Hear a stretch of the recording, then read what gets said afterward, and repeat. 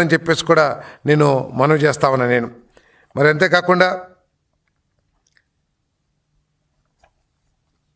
ఈ వారం రోజుల్లో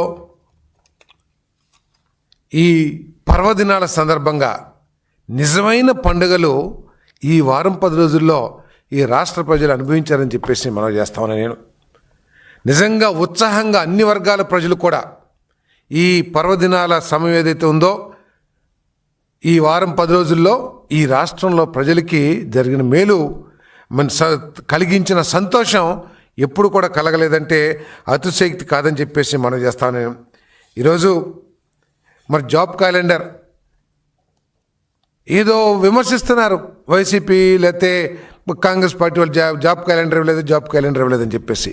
నేను ఒకటే ప్రశ్నించదలుచుకున్నాను వైఎస్ఆర్ కాంగ్రెస్ పార్టీ వాళ్ళని. సరే ఇది పక్కన పెడదాం, జాబ్ క్యాలెండరు జాబ్ విషయాలు.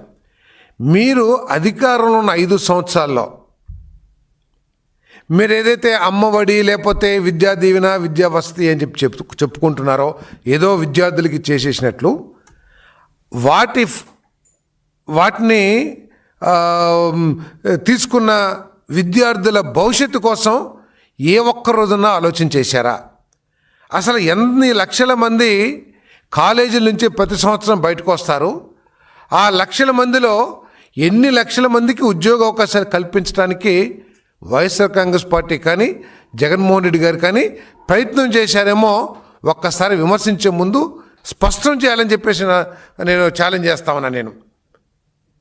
కొన్ని లక్షల మంది ప్రతి సంవత్సరం ఇంజనీర్లు కానీ గ్రాడ్యుయేట్లు కానీ అయిపోతూ ఉంటే మీరు ఎన్ని లక్షల ఉద్యోగాల్ని మీరు ఏర్పాటు చేశారు? ఈ నిరుద్యోగుల కోసం ఎన్ని పెట్టుబడులు తీసుకొచ్చారో ఒకసారి సమాధానం చెప్పాలని చెప్పేసి కూడా నేను మనవి చేస్తా ఉన్నాను నేను.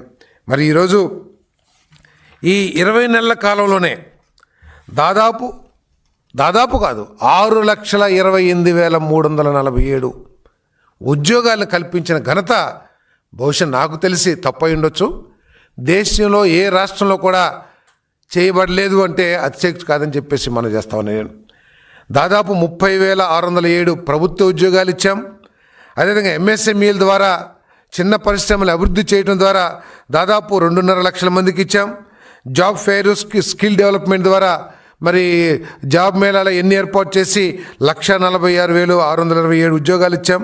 సో వివిధ రంగాల్లో పర్యాటక రంగం కానివ్వండి, ఐటీ కానివ్వండి, ఇవన్నీ కూడా ఇవ్వటం జరిగిందని చెప్పేసి మనం చేస్తామని 2.3 లక్షల ఉద్యోగాలను భర్తీ చేయడానికి జాబ్ క్యాలెండర్ ఇస్తానని చెప్పిన జగన్మోహన్ రెడ్డి గారు ఏం చేశారని చెప్పేసి ఒకసారి నేను ప్రశ్నిస్తా ఉన్నాను నేను.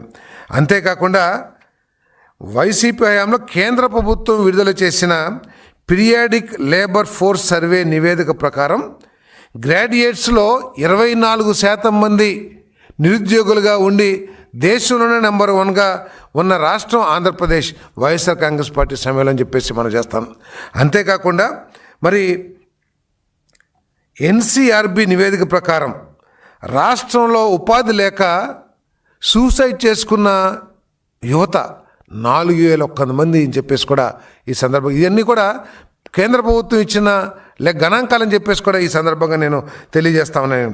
ఈరోజు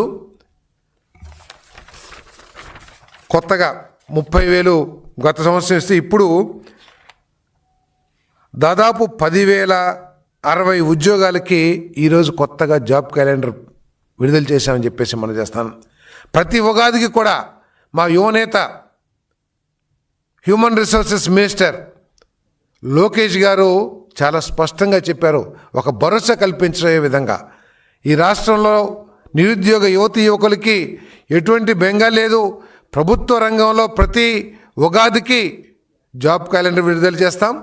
కేవలం ప్రభుత్వ రంగంలోనే కాకుండా స్కిల్స్ ఆధారంగా కానివ్వండి, ఈ రాష్ట్రంలోకి వస్తున్న పెట్టుబడుల ఆధారంగా కానివ్వండి 20 లక్షల ఉద్యోగాలు కల్పించాలనే లక్ష్యంతో ఈ ప్రభుత్వం పనిచేస్తుందనే విషయాన్ని పదే మా ప్రీతమ ముఖ్యమంత్రి చంద్రబాబు నాయుడు గారు, మా ప్రీతమ యువనేత లోకేష్ గారు, మా ప్రీతమ ఉప ముఖ్యమంత్రి మరి పవన్ కళ్యాణ్ గారు తెలియజేస్తున్నారని చెప్పేసి కూడా నేను ఈ సందర్భంగా నేను మనవి చేస్తా ఉన్నాను.